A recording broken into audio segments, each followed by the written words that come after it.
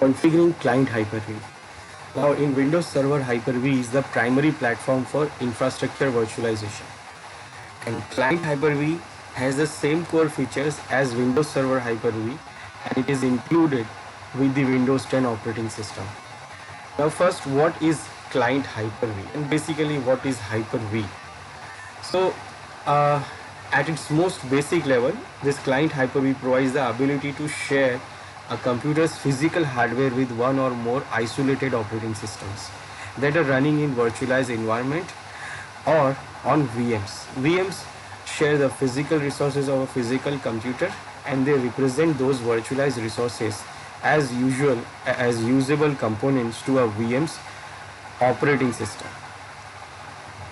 These this is basically for virtualization. Virtualizations, that means we create virtualized machines in our physical machine, so that we can use that virtual machines as a real machine. It is just isolating your real hardware into multiple hardware. Like for example, you are having a machine which is having lots of RAM or processing power, but you are not utilizing that power with the single operating system. Then you can use to create the virtual machines that will divide these physical hardware, physical processing power to those virtual machines, and then you can fully utilize your virtual hardware, your physical hardware. Then virtual machines are very good because you can easily create them, you can easily delete them also. It will not impact, like you don't have to purchase the physical hardware for it. It is cost effective basically. So mostly people are using this virtualization technique because it is very much cost effective. That means suppose you want to have 2 servers or 3 servers. So now if you go to buy the 3 servers, 3 physical servers, then it will become more costly. Then you buy 1 server, and in that 1 server you create 2 or 3 virtual machines, virtual servers. So it will be very much cost effective, because not only you buy the hardware, you have to maintain the hardware also. That means if you buy 3 servers, then physical servers, then you have to maintain that 3 servers also. You have to keep them in a secure location, and then or monthly you have to provide the maintenance also, because these are physical hardwares, it can get corrupt, and because it is running 24/7, then it can get heated and corrupted also, damaged also. So you have to get maintenance, you have to get lots of things with the physical server. So this virtual machine saves you from those different things or different costs. So Microsoft is also giving us the option to create virtual machines in their operating system, and that is called Hyper-V. But the main platform, primary platform for the Hyper-V virtualization is in Windows Server operating system. In Windows Server operating system, you can create the enterprise level virtualization. You can create the virtual machines, but it is also available in Windows 10 in a client version. So Hyper-V is now available in Windows 10 also, but it is client Hyper-V. So it will not give you that much enterprise features like you will get it on Windows Server Hyper-V, but it will give you same core features as Windows Server Hyper-V. But some of that enterprise features you will not get it in this client Hyper-V. So client Hyper-V, if you want to install this, if you want to use this client Hyper-V on Windows 10, then there are some requirement for it, and you have to fulfill that requirements first.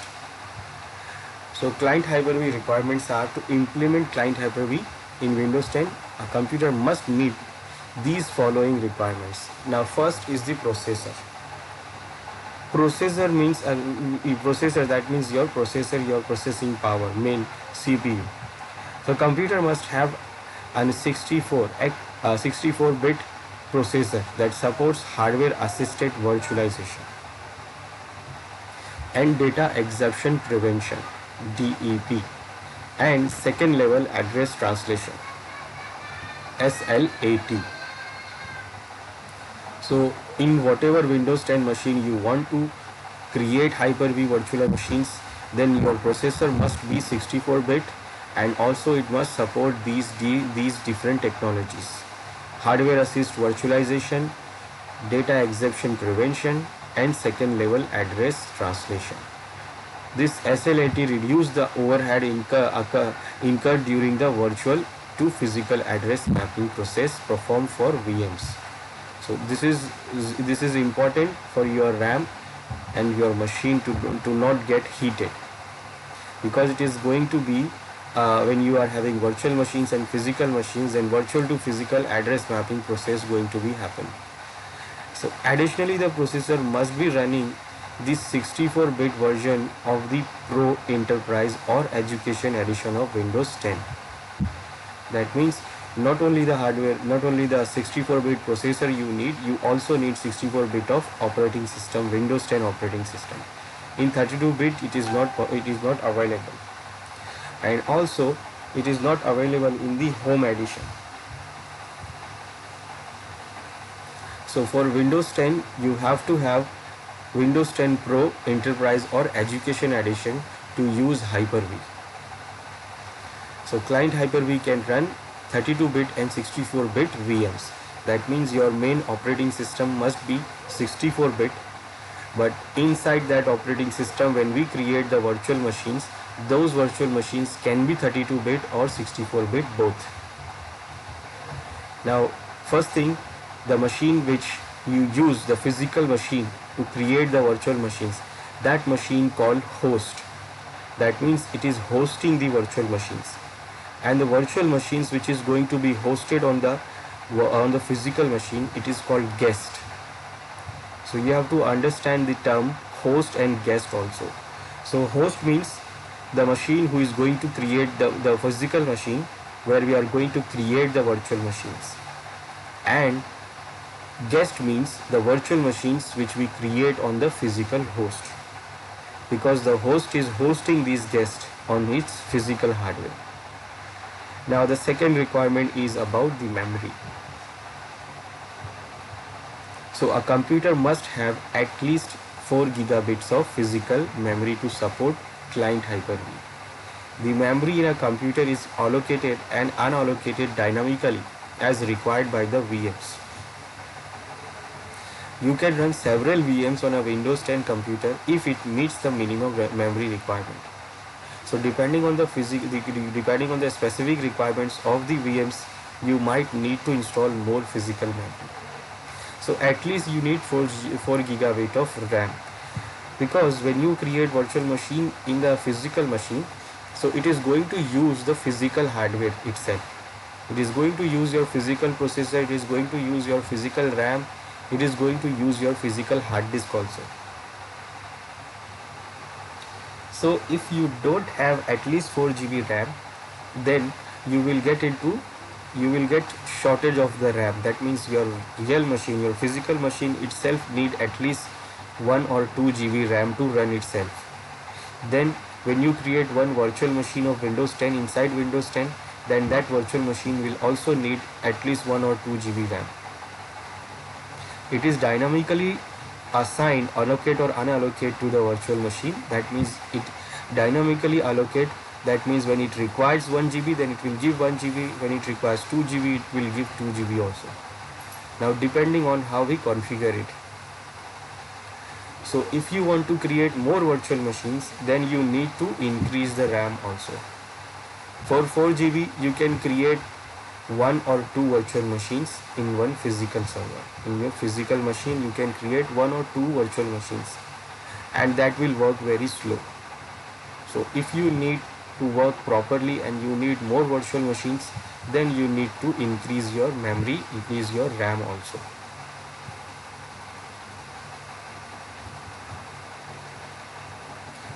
Then storage requirement. So client Hyper-V can use any storage that is available to Windows 10, and you can store VMs independent of the underlying storage on internal or locally attached disk, that is our hard disk, or we can use network attached storage, that is NAS, over server message block 3.0 assembly version 3, and share folders. This network attached storage is basically is the share folder. Is a share folder which uses the SMB protocol. SMB protocol is used in Windows to share the folder between each Windows machine. And if you are using SMB version 3, that means you can use that share folder to store the virtual machine's hard disk also.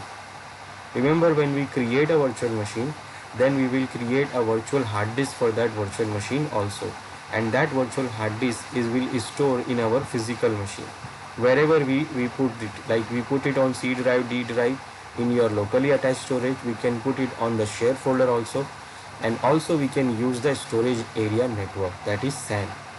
It is the network storage which we can use to store data also. So we can use this network storage also for storing the virtual hard disk of virtual machine. Now that virtual machine's hard disks are dynamically assigned. That means it is dynamic. Now if suppose you create a hard disk of 100 GB for the virtual machine, then it will not use the whole 100 GB at once. So by default it will use only it will require. Like when you create the virtual machine first, it will only use the space from your real machine is like you can say it is 200 or 100 MB. No matter you're creating the hard disk for 100 GB or 200 GB, but it will not use that space totally. So it is dynamically expanding, and when you store the data in that hard disk in that virtual machine, then it will increase. So it is dynamically expanding hard disk virtual hard disks. And suppose I give the 100 GB space, so it will start initially with the 2 MB, 2.5 MB, then 100 MB or 200 MB. Then when I store the operating system in the virtual machine, then it will go up to whatever the operating system takes. For example, 6 GB, 7 GB. Then when I start storing the data in the virtual machine, then it will keep increasing the hard disk, and it will start using the physical storage, and until it goes until the limit what we have defined, that is 100 GB. Now for best performance, you should consider using the solid state drives, SSD, for storing VMs, and you can move the virtual hard disk of the running VM between different storage without having to stop the VM. So we can also move the virtual machine from one VM to other VM, other host. We can also move the storage from one VM to other VM. And this SSD is the new technology hard disk. It is faster than any other hard disk we have. So if we use the SSD, then it will give best performance for the hard disk, best performance for virtual machines also.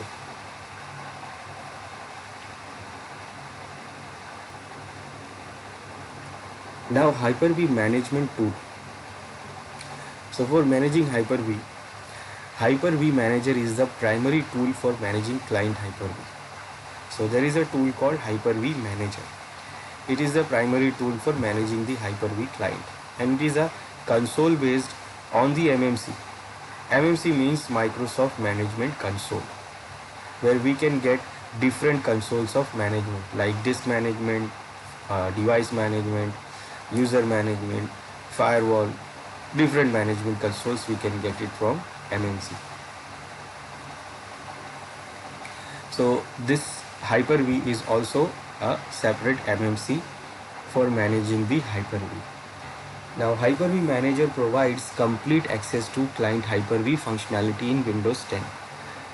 In Windows Server 2012 R2, Hyper-V also uses Hyper-V Manager. So any experience in either operating systems will correspond directly to the other. And the other graphical tool that installs with the client Hyper-V, the virtual machine connection tool. And you can use the virtual machine connection tool to connect to a VM with an interface that is similar to remote desktop protocol. So this client Hyper-V Manager is actually same as the server Hyper-V Manager. So if you use it in Windows 10, then you will see the same thing in Windows Server also. So you will get familiar, and if you use it here, then it will be easy for you to use it on server operating system also. And it comes with the default, and this is the graphical tool, basic tool, primary tool to manage the Hyper-V virtual machines. There is one more tool which is virtual machine connection tool. It is to connect the virtual machines graphically. It is like remote desktop, and it is also going to be installed with the Hyper-V. Then in Windows 10 machine, how we can install client Hyper-V. So Windows 10 does not install client Hyper-V by default. It is not going to install in Windows 10. It is actually already installed. We just enable it. So if your computer meets the prerequisites and you want to install client Hyper-V, you should install it the same way as you would install any other Windows 10 feature. So if you have administrative permissions, you can install it from control panel. So basically it is already installed. We just enable it. We just enable it from the Windows features. Turn on Windows features, Windows feature options from programs. So client Hyper-V install as a Windows feature by using one of the following methods. So first, you can turn Windows features on or off in control panel.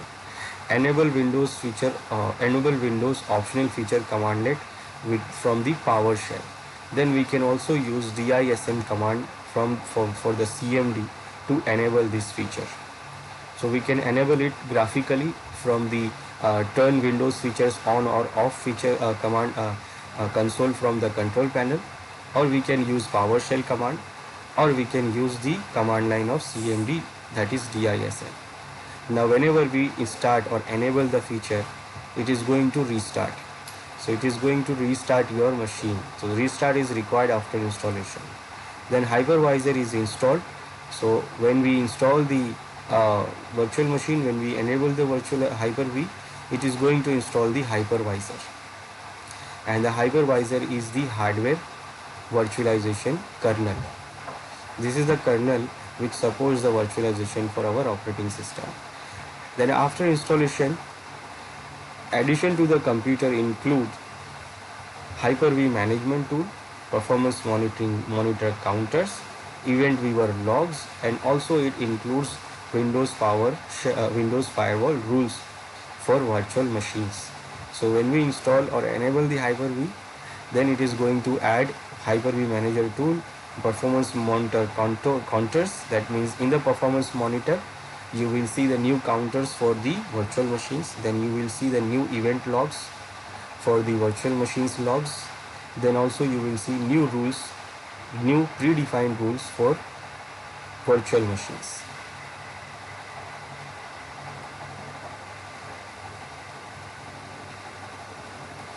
Then after enabling Hyper-V, you can see the settings of this Hyper-V. So you can use the Hyper-V Manager console or Windows PowerShell to manage the client Hyper-V settings. And to change the client Hyper-V settings in the navigation pane of Hyper-V Manager, right click the client Hyper-V computer and then click Hyper-V setting. You also can click Hyper-V setting in the action pane. You can configure the following client Hyper-V settings. So in the client Hyper-V setting, you are having these settings: server and user settings.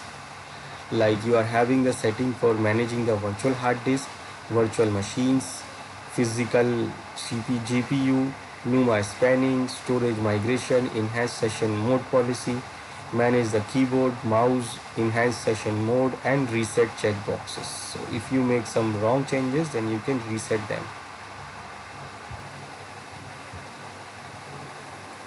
Okay, now first we will enable the Hyper-V here in Windows 10.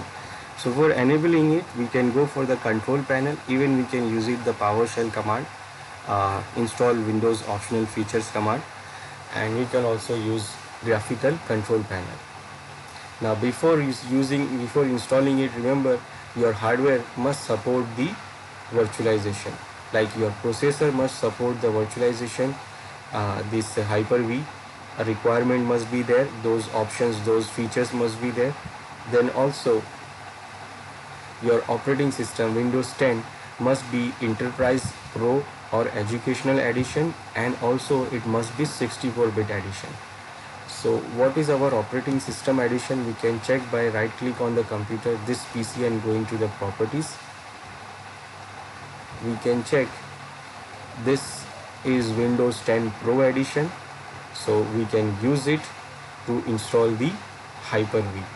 And what is the system we have? We have 64-bit operating system, and also we have 64-bit processor.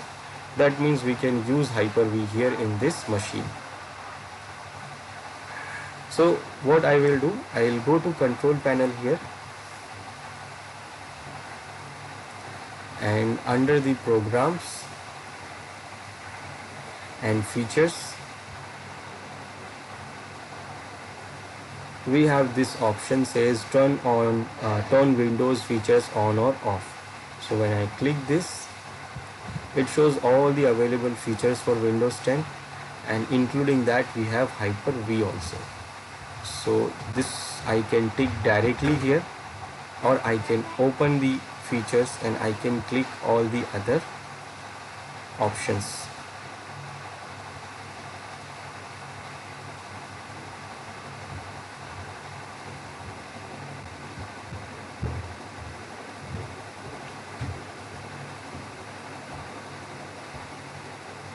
Now what is the problem here? See, when I select Hyper-V, it is going to install the Hyper-V management tool, graphical and PowerShell module, but it is not installing hypervisor here, which is the virtualization platform. It is not installing it. Now what it is saying here, if suppose I go hover my mouse there, it says Hyper-V cannot be installed, the processor does not have required virtualization capabilities. Now this is the problem. So if your processor does not support, then it is not going to be installed. It is not going to be installed in your Windows 10. So here it is 64-bit processor I am having, but still it is not having those features which Hyper-V required. Those DEP and SALT, so it is SLAT, so it is not having those features supported. Now the problem here in this my machine is, this machine is itself a virtual machine. So this machine itself is a virtual machine, and I am trying to install virtual machine inside the virtual machine. For that, this virtual machine hardware must be support that virtualization. Now this virtual machine hardware, I am using this virtual machine. This virtual machine is VMware virtual machine. Now VMware virtual machine has an option to provide this virtualization. It is like nested virtualization. That means we can use this virtual machine to create new virtual machine inside this virtual machine. It is called nested virtualization. So VMware machine supports that nested virtualization, but we have to enable it from the VMware configurations. So in your physical machine, if you are supporting it, your hardware is supporting it, then it works. But here it is not working because this machine itself a virtual machine, and it is already using the hypervisor of my physical server. Let me explain this thing first. Now what is happening here? This is my real machine. Let's see. This is my real machine. Now for the course, what I am doing here, I am using VMware virtualization here.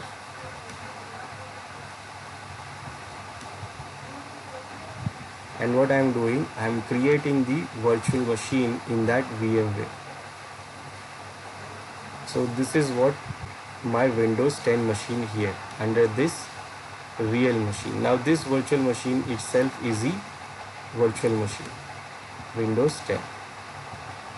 Now when I am using this virtual machine in my real machine, so my real machine's hardware and my real machine's hypervisor is in use. So my real machine's hardware hypervisor is already in use to run this virtual machine. Now what I am trying here, I am trying to install Hyper-V. That means I am trying to create new virtual machine inside this virtual machine. Now this is itself a virtual machine, and I am trying to create new virtual machine inside this virtual machine. Now this is called nested virtualization. Nested virtualization, that means inside one virtual machine we try to create another virtual machine. So it goes like nested virtualization. Now it must be supported in that software or that VMware hypervisor, otherwise it is not going to be happen.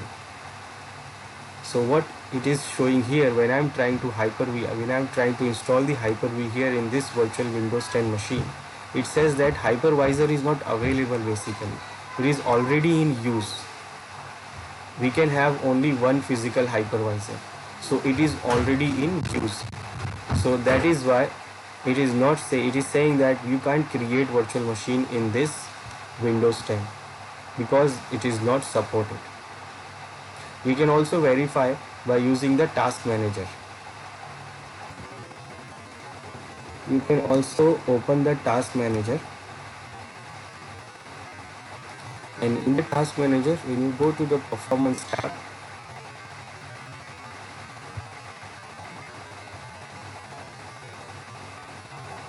and select the CPU,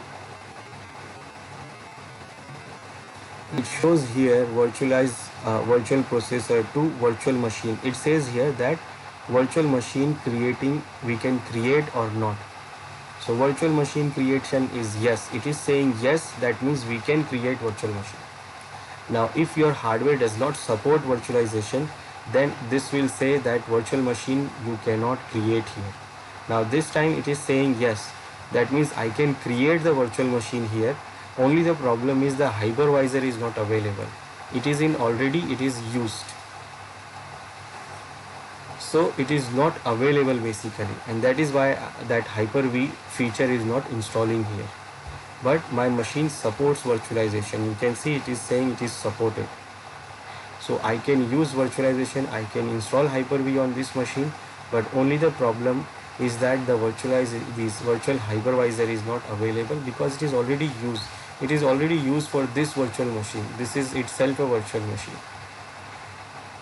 So what I can do here, there is one more problem you can have when you see the error. When you are having the virtualization in your real machine, in your physical machine, you are having the virtualization supported machine, but still it will not allow you to install Hyper-V, because it will say here, if that is the reason, it will say here that your virtual machine, it is supported but not enabled. It will say here it is disabled. Now that means what? It is available but it is not enabled from the BIOS setup. So sometime we have available virtualization but it is not enabled in the BIOS. So in that case you can check the task manager. If it is says that it is available but not enabled, it is disabled, then you can go to the BIOS setting and then you enable the virtualization. So when you go to the BIOS setting, you will see one option saying virtualization. So you just have to enable that feature. Now in my case, what is happening here is that virtualized hypervisor is already in use. Now if this VMware supports the nested virtualization, then we can do that. Otherwise we have to do it on real machine. So if this VMware software supports this virtualization, nested virtualization, that means I can do and I can create this hypervisor here in this Windows 10 virtual machine. So I can do that because VMware support it. There is an option in VMware settings that we can enable it to support the virtualization. So what I will do, I will show you that option if you are using the VMware, if you are using VMware virtual machines. Now to see those options, you will go to the VM setting. So this is virtual machines options. You go to virtual machine settings here under VMware settings.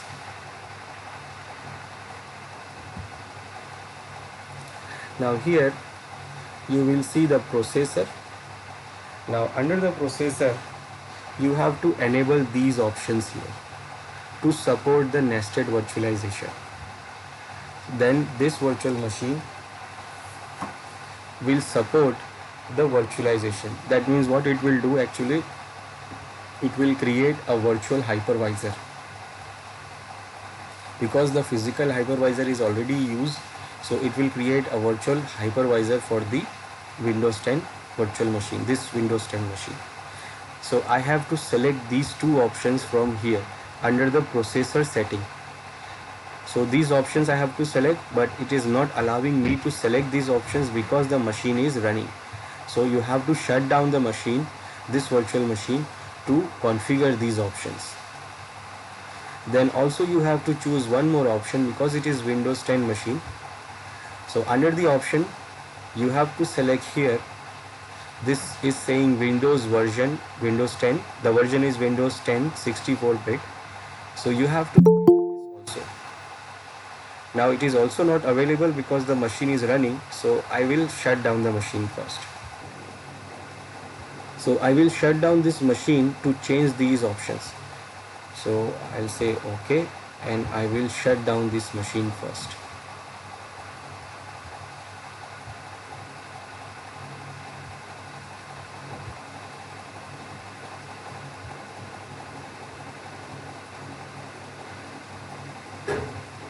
Now this machine is shut down.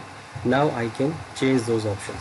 Now let's say first I will increase RAM because it needs 4 GB at least. Then under the processor, I am going to select these virtualization options to create Hyper-V hypervisor, virtual hypervisor. Then I will go to options, and here I can select a version which says Hyper-V. It says Hyper-V, but it is unsupported, it is saying, because it is still in trial, it is still in development. So it is still not fully supported here in VMware, but it does support for Windows also. So we select this here, and also we select these. We select that processor options. Now one more problem is here in this. You see, when I try to go, I select this one here.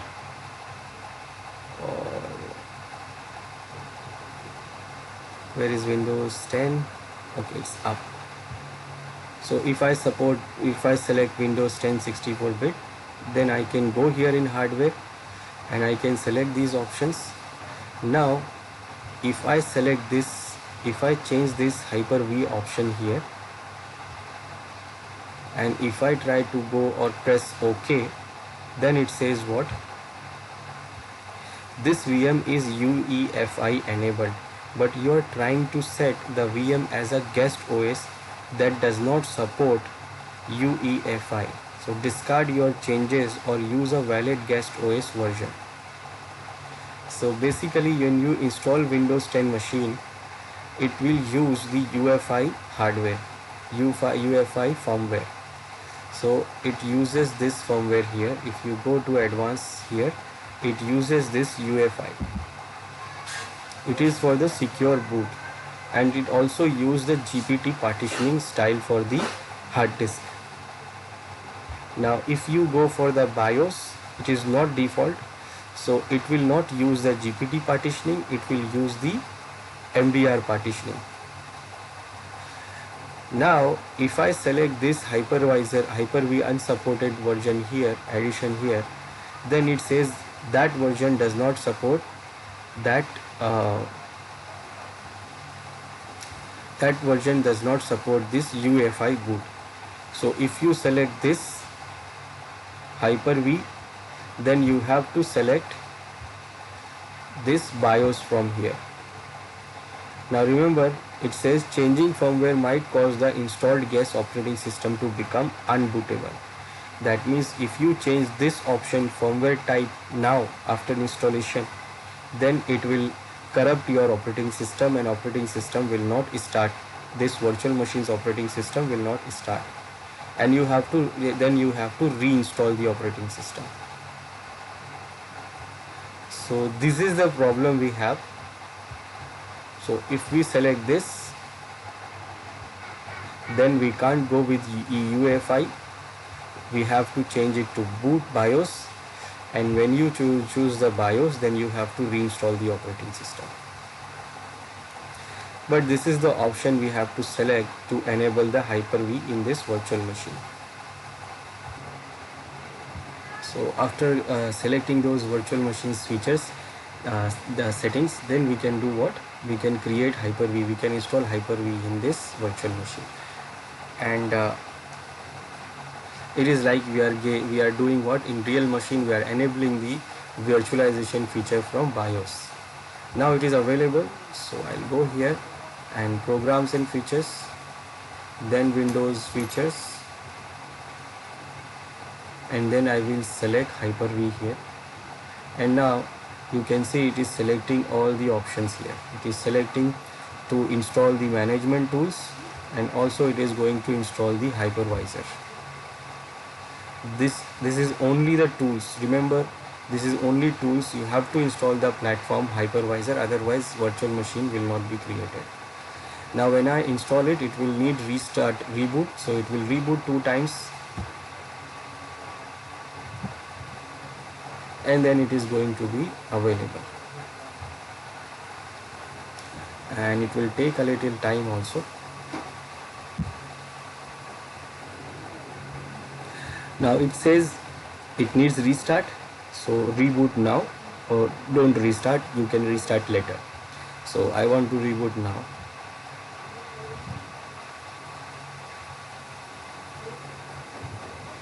Now it is installing those features, updating those features,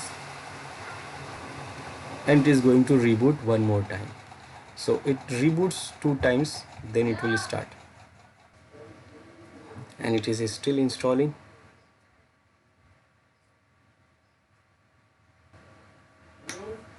Now it is started. So let's see.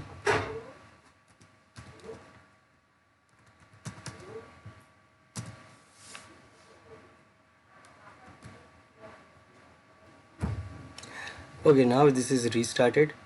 Now we can check whether we are having Hyper-V or not. So we can check the Hyper-V manager, is it installed or not.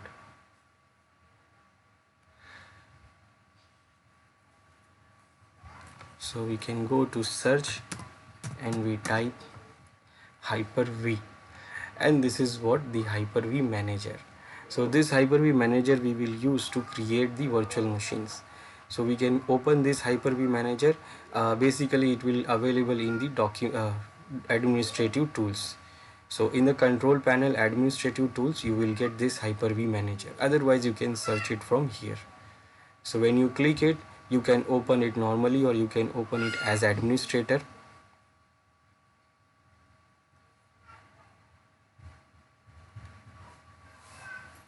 And now you can see here, this is the Hyper-V manager, and under the Hyper-V manager you can see our machine name here.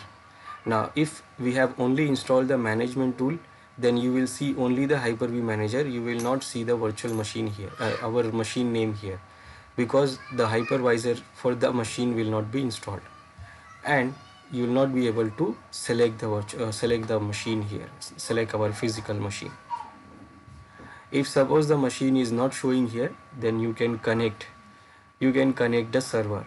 So this manager, Hyper-V manager, you can use to manage the local machine, which is like this one. We can also manage the remote machine also by using this connect option.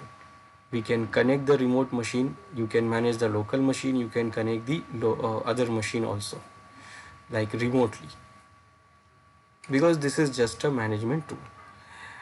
Now this,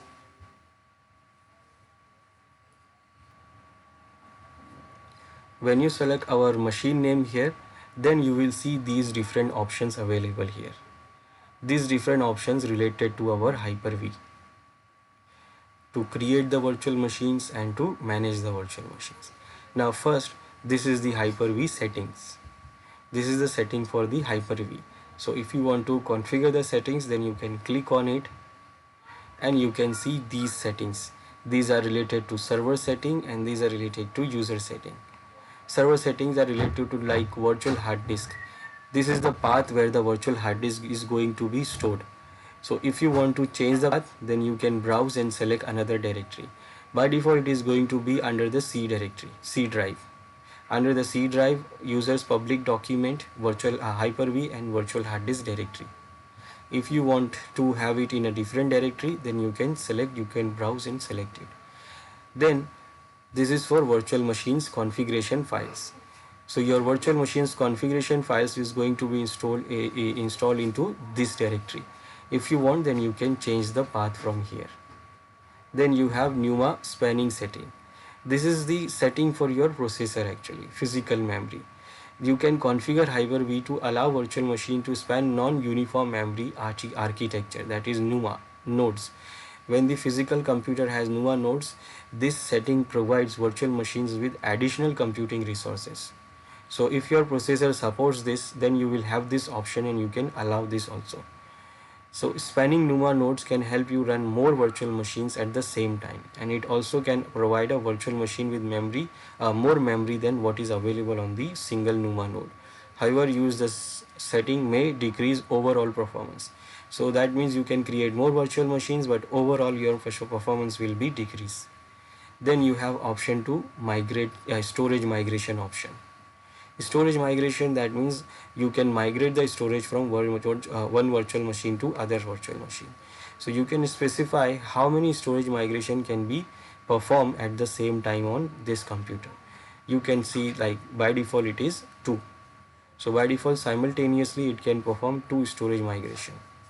Then there is option to enhance session mode key. So this enhanced session mode policy is the policy to configure Hyper-V to allow enhanced session mode connection to virtual machines running on this server. Then you have user settings like keyboard, that means use on the virtual, like how do you want to use the key, Windows key combination. So there are Windows key combination, then how you want to use. So use on the virtual machine like same as your real machine. Then you have option to use mouse release key. How to release your mouse, like once you click on the virtual machine, your mouse will get into the virtual machine. So it works in virtual machine, it will not work in real machine. So to release it from there, you can use this combination of key. Then also enhance session mode, that how do you want to configure virtual machine connection to operate when enhanced session mode is available in a guest operating system. Then we have option to reset. Now if we select some options and we don't know what we have done and it is wrong, then we can reset all the settings. So this is how we can install the virtual machine Hyper-V, and this is the settings we can change. Now once we have installed the Hyper-V feature, now virtual machine security. Several technologies are available to ensure the security of virtualized workload hosted on computer that run Windows 10 operating system, and this includes the device guard, credential guard, device health assertion, virtual machine secure boot, and shielding. So most of which rely on the TPM. So this device guard locks down a device so that it only runs applications that are signed digitally. Then credential guard provides a defense against pass the hash attack. This is the kind of attack the attacker can use to hack your system. Then device health attestation helps to ensure that the device connecting to your network meets security and compliance requirement. Then virtual machine secure boot protects the integrity of the VM's boot environment. TPM allows the virtual machines to use host computers TPM and to be encrypted using the BitLocker.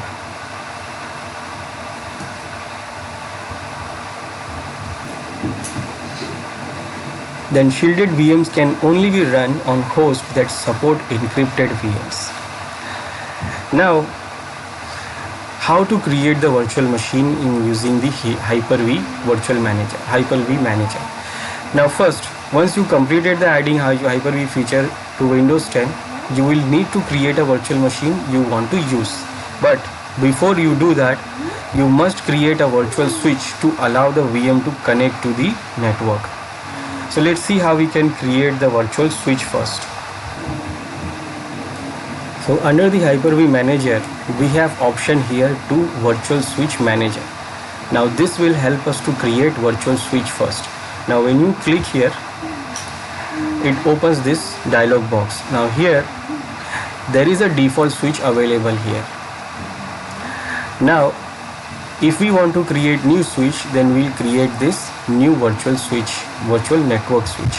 Now what is this virtual network switch? And also there is three type of network virtual switches are there: external, internal and private. So what are these virtual switches and what it do, and what are these different type of switches do? These virtual switches helped these virtual machines to connect the other network. It is like a real switch in the network, like we have in the network real switches. Just like that, this is the virtual switch which works as a real switch for the virtual machines. For example, like this is my real machine. Now if I'm creating multiple virtual machines in this real machine, like this and this. Now if I want them to communicate together, then what, we need a switch for them, and that is the virtual switch. So this virtual switch will do what? It will connect these virtual machines together, and then these virtual machine can do connect and they can do the communication.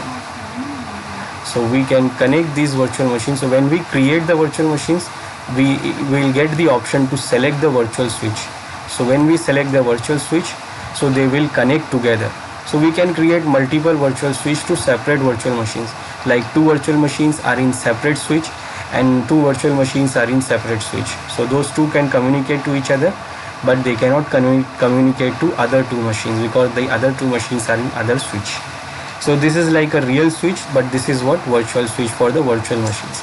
Now there are three types of virtual switches we have: internal, external and private.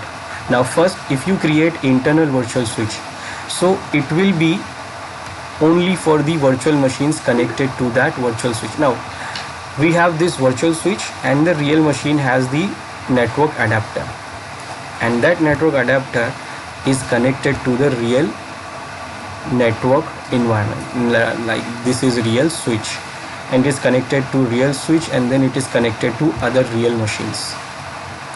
Now for example, first let's say external. So if you create external switch, then what external switch do? That switch will connect to the physical adapter, network adapter of the host, that means our real machine. So with the help of that external switch, these virtual machines can communicate to each other,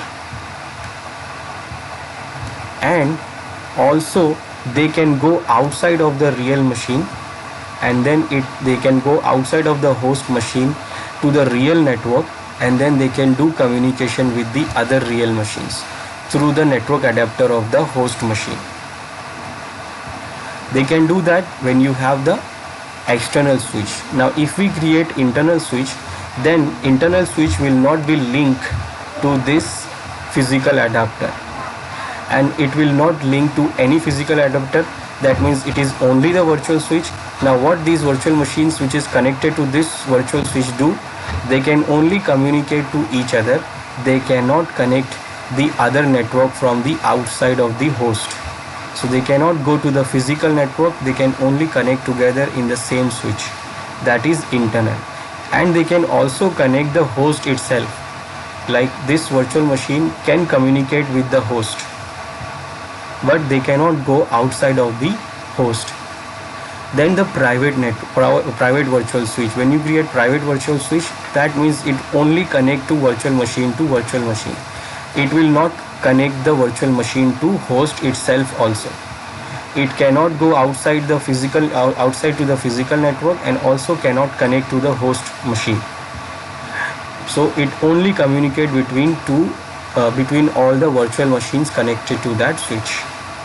So that is what the switch is, and that is the 3 type of switches we have. Now based on the requirement we can create the switch which we want.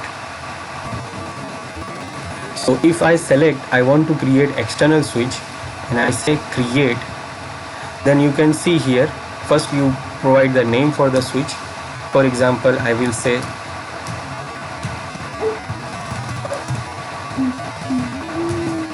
external 1. Now you can see here it is external network and it is connecting to my physical network adapter. Same way, if I do create internal, that means it is not connected to any physical adapter. And even if I select private, it is also not connected to any physical adapter. So it is based on our requirement what we want. So we can create the external switch, we can create the virtual switch, and also we can enable the VLAN tagging also. This is a different option when you are having the VLAN environment.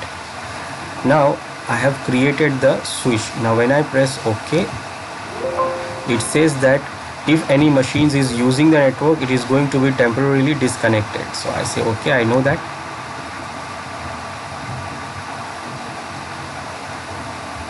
And it is going to create the switch for me, and that is external switch. External switch, that means the machines which is connected to this switch can communicate to outside network and physical network. Now once we have created the network switch, virtual switch, now we can create the virtual machines. So for creating the virtual machine, we have to select our virtual machine here, our host where we want to create the virtual machine. Then in this side from the action tab we have the new option. Now when you select the new option, you have 3 options: to create virtual machine, to create only the virtual hard disk, or floppy. Floppy is nowadays nobody uses, but Microsoft is still giving you support for the floppy disk, virtual floppy disk. So we can create the hard disk for the virtual machine, then we can create the virtual machine and attach the hard disk, or we can create the virtual machine with all of these hard disk and everything. So I will create new virtual machine. So this is the option. It says before you begin you should make sure that you can do what. So what is this? This is the wizard to create the virtual machine, and to create the virtual machine do one of the following. One of the following, that means press finish to create the virtual machine with the default setting. It is like this, quick create, like it will create with the default setting, and all the rest of the settings you can modify after creating it. Or if you want to create manually, then you can go by the next option. So I say okay, I want to do it manually, so I'll go by next. So first you will mention the name for your machine. Like I say I am going to install Windows 10 in it. Then store the virtual machine in a different location. You can see the path. This is the default path, and we have not changed the default path from the Hyper-V setting. So if we have changed that, then it will show you the default path there. But still we can change the path from here. We can select this and we can change the path for the Hyper-V configuration files.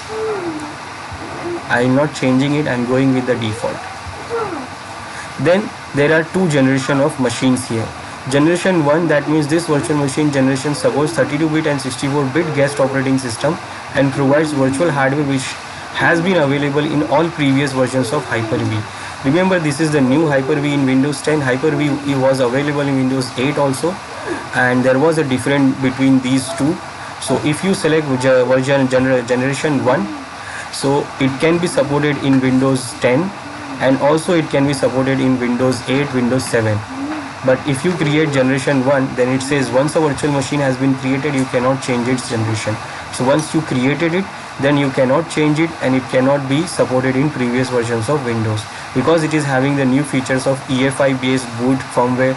It supports 64-bit operating system also. It also have a newer virtualization features available for the virtual machine. I'm going with generation 1. Then this is the RAM memory. It is asking what we want to give to the virtual machine. By default it is taking 1 GB.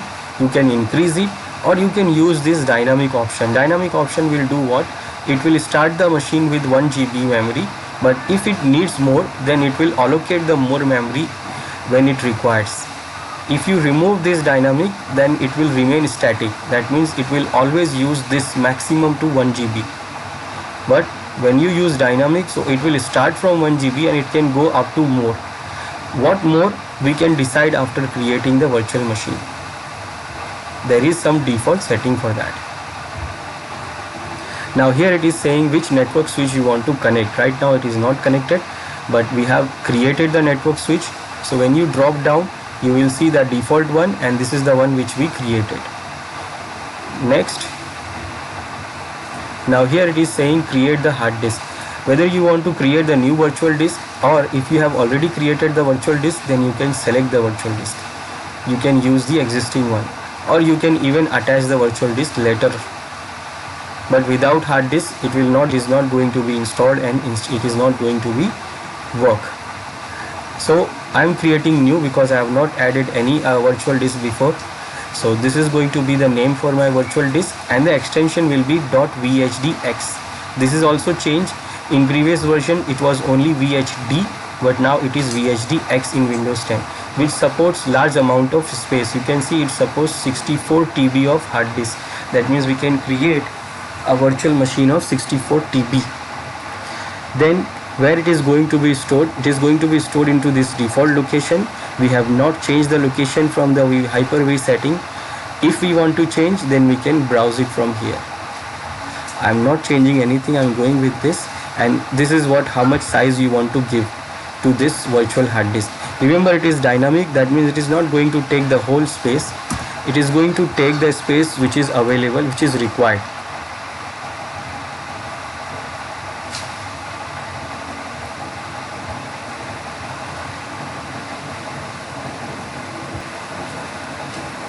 Now next, it is saying install an operating system. Now where you want to install the operating system? Do you want to install operating system later, or do you want to install it right now?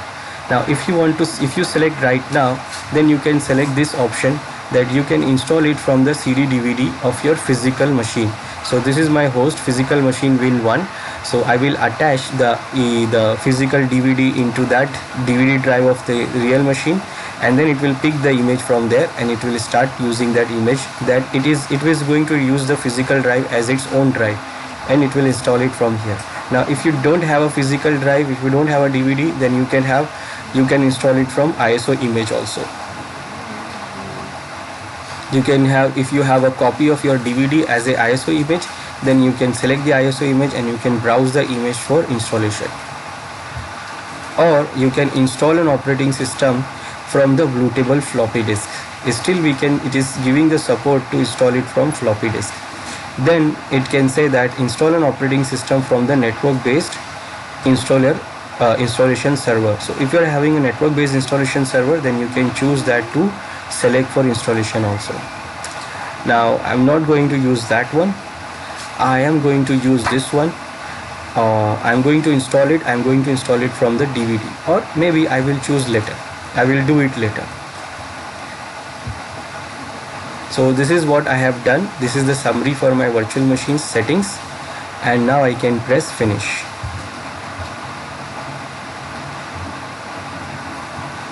Now it is creating the virtual machine. Now you see the virtual machine I have created. Right now it is off, and when I select this virtual machine, I can see these virtual machine settings here. These are the virtual machine settings, and these are the Hyper-V settings. So Hyper-V settings we have already seen. Like this is Hyper-V setting, this is virtual switch manager. Now these other settings are like for importing virtual machine from other Hyper-V. Like suppose you are created a machine in another Hyper-V in another system, so you can export the machine from there and you can import it here. And for exporting the virtual machine, you have to select the virtual machine, and then you get the option here to export. So you export it from here and you can import it in some other Hyper-V. Then you have option to manage the virtual switch storage of virtual SAN manager, that is storage area network. You can edit the disk, virtual disk. You can inspect the disk. You can stop the service, remove the server and refresh. Now for inspecting the disk, you can select the disk and you can inspect the status of the disk. So this is what the disk we have created right now, and you can see right now it is only 4 MB. It has not taken the whole 60 GB right now.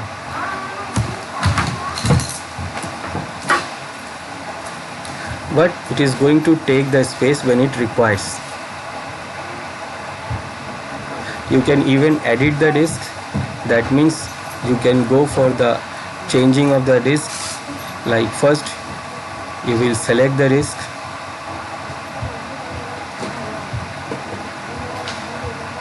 then you can do what? You can compact the disk, you can convert and expand the disk. Compact, that means it is you compact the file size to virtual disk. The storage capacity of the virtual hard disk remains the same. It is going to compact it to make some space in your real machine. You can convert the type. If it is VHD, then you can convert it into VHDX, and you can expand the size of the virtual disk also. So this is what Hyper-V settings. Now you select the virtual machine, you see the virtual machine settings here, where you can start the virtual machine, you can create a new checkpoint, you can move the virtual machine or export the virtual machine from this Hyper-V to another Hyper-V. You can rename the machine, you can delete the machine also. You can start the machine, you can check the setting of the machine, and once it is connected, once it is started, you can connect the virtual machine to see the graphical interface. Now first I will show you the settings, and this is the virtual machine settings.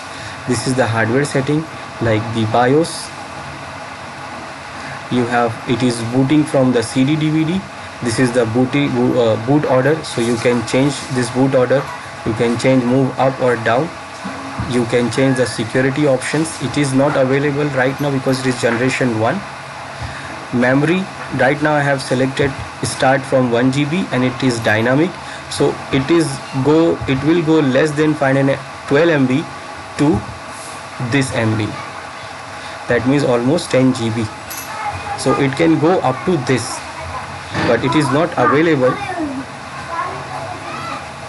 but still it can go up to that.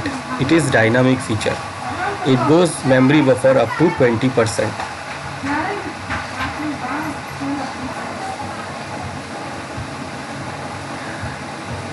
Then we have processor setting, like how many number of virtual processor you have. Whether you are having a physical processor or not, you can create virtual, but it is not recommended if you are not having a physical one. You can increase the processor, number of processor. Then this is your hard disk setting here. Again, you can create new, edit, inspect, or you can browse for the new one. Then this is your CD DVD setting.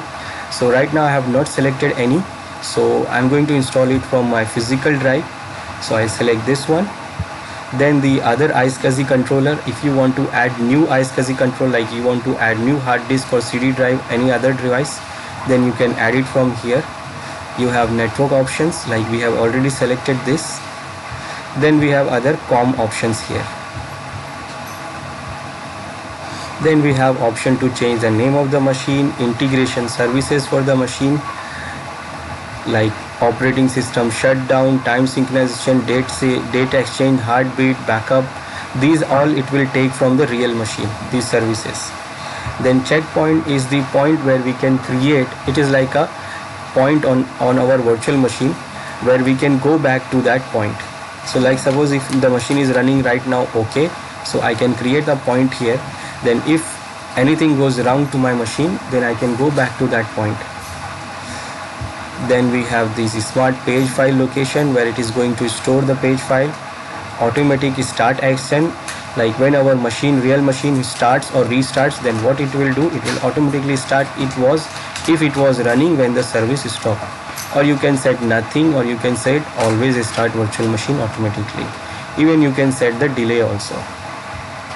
And automatic stop action, like when it is stopped, so what you do, save the virtual machine status. So suddenly if your physical machine stops or shut down, then what it will do, it will save the virtual machine status. You can configure it to turn off the virtual machine or shut down the machine. Now I have selected the physical drive, so I can install my machine now. Now I have to put the DVD into my physical drive and then it will detect from there. Now I will start the virtual machine.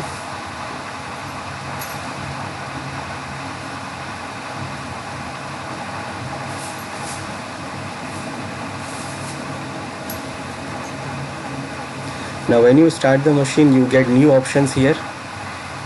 You get turn off option, shutdown, save, pause, reset option, an option to revert and checkpoint also there.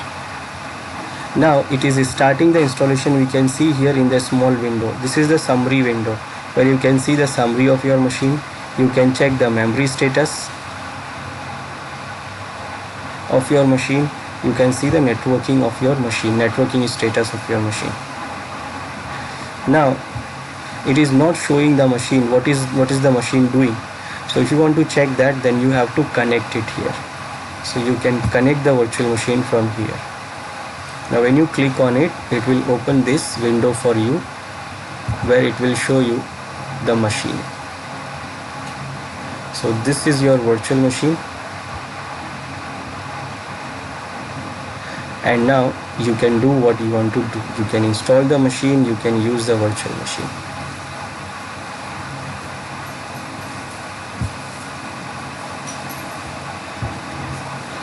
You select these options, go next, install, just like you install the real machine. And the same options you are having here also, the options which you have in this side.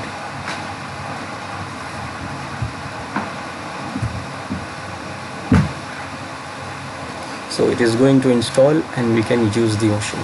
So this is how we can create the virtual machine. One more thing, if I close this, that does not mean the machine is shut down. Machine is still running in the background. We can anytime connect that machine.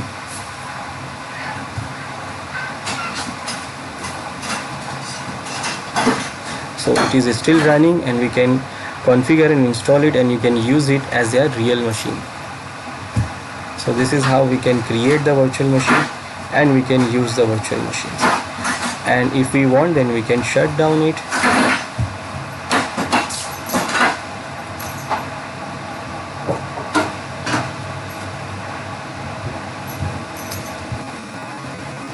So this is how we can configure the client Hyper-V and create virtual machines in our Windows 10.